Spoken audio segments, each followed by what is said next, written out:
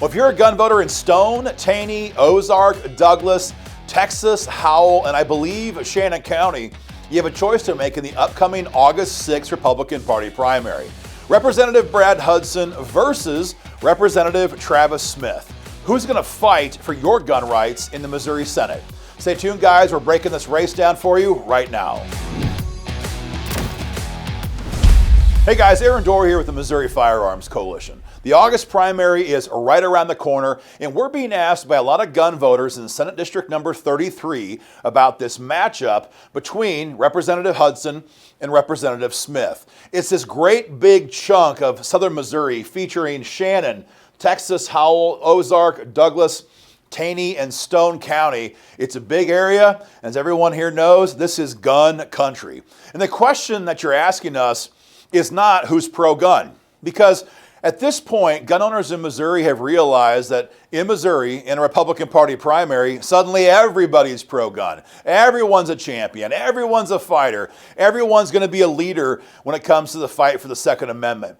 Talk is cheap. So the question that you're asking us is much more simple. Who can we count on? Who can we trust? Who can we look at and say that person will keep their campaign promise if I send them to Jefferson City?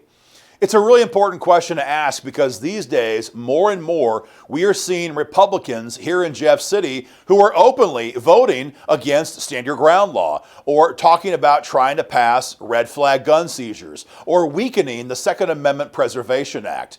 So most of us have now adopted the reality that party labels just don't count for a whole lot. We have to be more discerning at election time.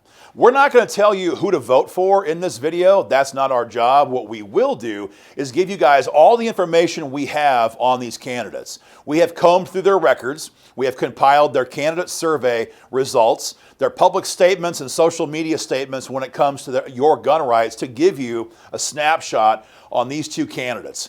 And in this race, we've also given some additional information, and that is pretty much who do these guys hang around with? Who are their friends? Because things in Jeff City right now are very tribal. The folks who care about freedom, the Second Amendment, they're pretty easy to spot. The folks who are part of the Rhino crowd who were trying to attack conservatives and pro-gun candidates, they're also pretty easy to spot. Here we go. So I'm going to begin with Brad Hudson. The good news when it comes to Representative Hudson is that he has surveyed 100% pro-gun with the Missouri Firearms Coalition. Now, what it means to be 100% pro-gun by our definition is that Brad Hudson has not just promised to vote pro-gun. Instead, he has promised, in writing, you can see his survey for yourself on our website, he has promised to be a leader in the fight for gun rights by sponsoring pro-gun bills. You see, there's lots of people in Jeff City right now who will say, oh yeah, I'll vote for a gun bill if leadership says it's okay. There's very few Republicans in Jeff City who will be a leader in the fight for gun rights, sponsoring bills, and then putting pressure on their own leadership team to get those bills through committee and onto the floor for a vote. So we're very happy that Brad Hudson has surveyed 100% pro-gun. Last session, then, we were not surprised to see Representative Hudson be one of the leading co-sponsors on HB 1651. This is our bill to ban red flag gun seizures here in Missouri. You may have heard of a red flag gun seizure. They're terrible. They shred your due process rights. They're unconstitutional because they allow people like an angry ex-spouse or a jealous coworker to call the authorities and say you might be dangerous. And if a judge agrees, and they always agree in these red flag hearings, your guns are gone before you've ever even been charged, let alone convicted, of a crime. We keep having to stop this bill in Jeff City. Our goal now is to go the extra mile and make a red flag law illegal. Other red states have done this. It's time Missouri does it. Brad Hudson agrees, and he co-sponsored that bill this session in Jefferson City. It's also important, I mentioned to kind of talk to you about who these candidates associate with, because you can tell these guys and gals these days in Jeff City how they're going to vote, for the most part, based on the company that they keep. And so in that context, Brad Hudson is a member of the Freedom Caucus here in Missouri, course, the rhinos hate the Freedom Caucus. The media hates the Freedom Caucus. The Democrats hate the Freedom Caucus. And frankly, that's a good thing. It means that people who are part of that crowd are fighting for conservative values, in this case, the Second Amendment. And so when it comes to Brad Hudson, 100% pro-gun survey, a history of co-sponsoring gun bills just this year in Jefferson City, backed by truly conservative organizations, a lot there to look at and consider beyond just a candidate's statement. That's the recap on Brad Hudson. That brings up Travis Smith. Now, Travis Smith will begin by saying he did survey with the Missouri Firearms Coalition. The problem is that I told you how Brad Hudson surveyed 100%, how he'd sponsor pro-gun bills. The difference here is that Travis Smith said that, well, I'll co-sponsor bills. I'll do the lesser amount, and I'll vote for pro-gun bills when I'm told I can do so. But Travis is refusing to be a leader in that fight for gun rights. He's refusing to sponsor pro-gun bills. It might not seem to be a huge difference, but I can tell you in Jefferson City, it makes all the difference in the world. Because if we have a growing number of legislators who will be leaders in this fight, a growing number of lawmakers who will go to their own leadership and say, you're going to put this bill on the floor or we're going to revolt. That's what it takes to move gun bills, and that's a very good thing. Sadly, in this case, Smith will not be a part of that leadership effort. That's a major distinction between Brad Hudson and Travis Smith. We thought it was interesting to point out that when Brad Hudson co-sponsored HB 1651 this year, the very next day, Travis Smith comes along and co-sponsors the bill. Now, maybe that's a happy coincidence. Maybe he got a phone call from a constituent. Maybe he decided to get involved in the fight for gun rights by co-sponsoring this gun bill. But it could also be the case, and many people have told me that it is, but who knows, that Travis Smith was simply copying his opponent in this race and co-sponsoring every bill he co-sponsored a day later. Is that the case here? I don't know. Does it look like that? Yeah, it kind of does, based on the history that Travis has of not co-sponsoring gun bills. Kind of a weird situation there. What's not weird, what's very troubling, what's very concerning to us is the company that Travis Smith is keeping in this primary. The Chamber of Commerce has long been known here in Missouri to be a ultra-moderate, ultra-rhino entity that backs candidates who will not fight for the Second Amendment. And so when we see Travis Smith have a support of the Chamber of Commerce, that's a red flag for us as gun owners.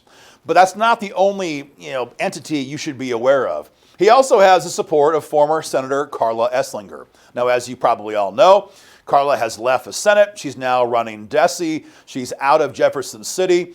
But in her short 4 years in the Missouri Senate, Carla Esslinger made a very, very sharp turn from what she said she would do in the campaign trail and was fully involved in the rhino herd, looking to stop any expansion of gun rights here in Missouri for the last couple of years. At no time did Carla ever lead in the fight for gun rights, never sponsored a pro-gun bill, never co-sponsored a pro-gun bill. She was always a part of that team behind closed doors working to sabotage gun bills. That's not a position, that's a fact. And so when we see Carla Esslinger backing Travis Smith, that tells us and tells you a lot about where Travis might vote and how he might act when it comes to our gun rights. Again, don't forget, we're not saying that people would be a no vote. We're saying that people oftentimes in Jefferson City are very adept at slow rolling bills and making sure they never come to the floor for a vote.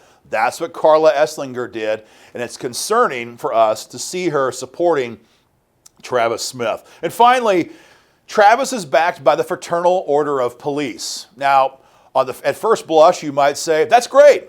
I want candidates who are backed by law enforcement.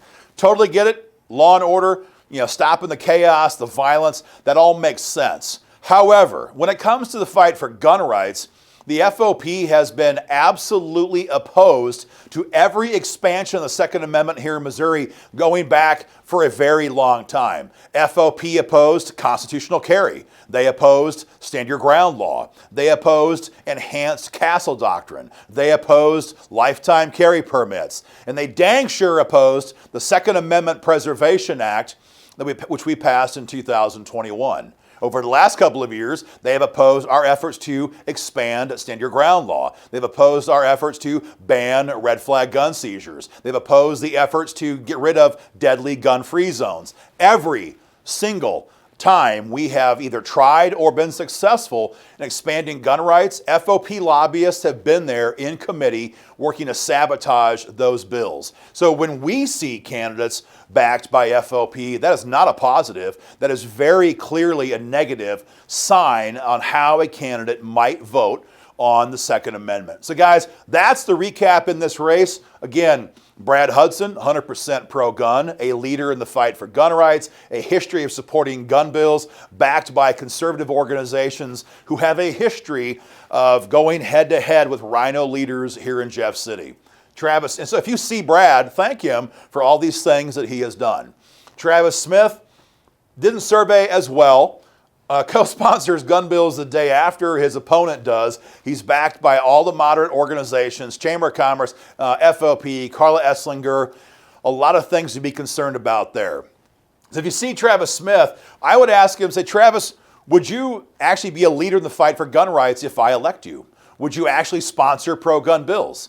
Would you co-sponsor pro-gun bills? You haven't done much of that over the last couple of years in Jeff City.